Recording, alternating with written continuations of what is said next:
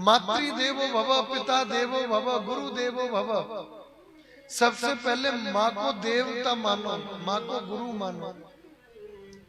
बच्चे की सबसे पहली गुरु होती है वो माँ होती है। लेकिन विडंबना,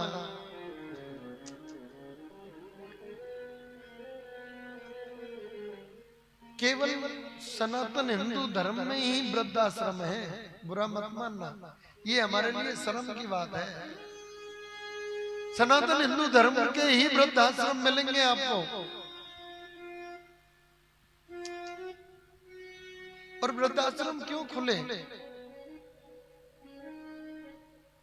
आज कितने बुजुर्ग वृद्धाश्रम में रह रहे हैं। हमारे वृंदावन में गौरी गोपाल आश्रम में जाओ तो आंखों से अश्रु बहने लगता है। इतनी वृद्ध माताएं, इतनी बूढ़ी बूढ़ी माताएं, अरे उनको क्या चाहिए?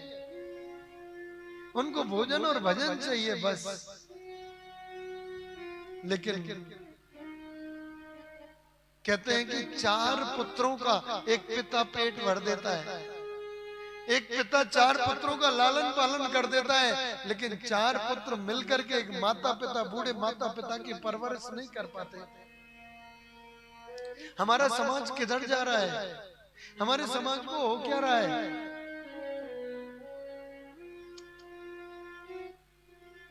माता पिता से लोग शत्रु भाव रखने लगे और केवल धन के लोभ में। माता देवो भव। एक बात कहूं, बच्चों को आध्यात्मिक शिक्षा जरूर दो, अगर उन बच्चों से तुम अपनी सेवा करवाना चाहते हो तो। जिसमें आध्यात्मिकता होगी वही बच्चा अपने माता पिता की सेवा करेगा। अन्यथा ये जो इंग्लिश मीडियम ज्यादा आधुनिक शिक्षा जो ले रहे हैं ना, आधुनिक शिक्षा मतलब थोड़ा सा बड़ा हुआ हॉस्टल में डाल दिया, और बड़ा हुआ तो फिर कहीं दूसरी जगह बाहर पढ़ने भेज दिया। आजकल तो विदेशों तक भेज रहे हैं। फिर वो और पढ़ा और थोड़ा बड़ा हो जाता है, फिर लव मैरिज कर लेता है और वहीं सेटल हो जाता है। अब माता पिता से कहता है कि तुम वहीं पे रहो और हम यहीं पे रहेंगे। कितने ही घर, कितने ही बुजुर्ग महाराज वृद्धावस्था अकेले काट रहे। क्यों? क्या इसी के लिए जन्म दिया? क्या इसी के लिए लालन पालन किया? क्या इसी के लिए तुम्हें इतना बड़ा बनाया?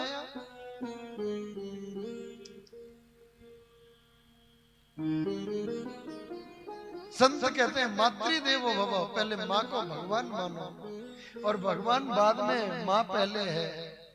अरे तुम उस माँ का शुक्रिया अदा करो जिस माँ ने तुमको गर्भ में रखा, 9 महीने कष्ट झेला, और गर्भ में से जब तुम बाहर आए ना, तो तुम जब बोलना भी नहीं जानते थे, तुम्हारी आवाज से माँ पहचान लेती कि इसको भूख लगी है, कि दर्द हो रहा है, कि प्यास लगी है। माँ को, माँ में कितनी शक्ति है।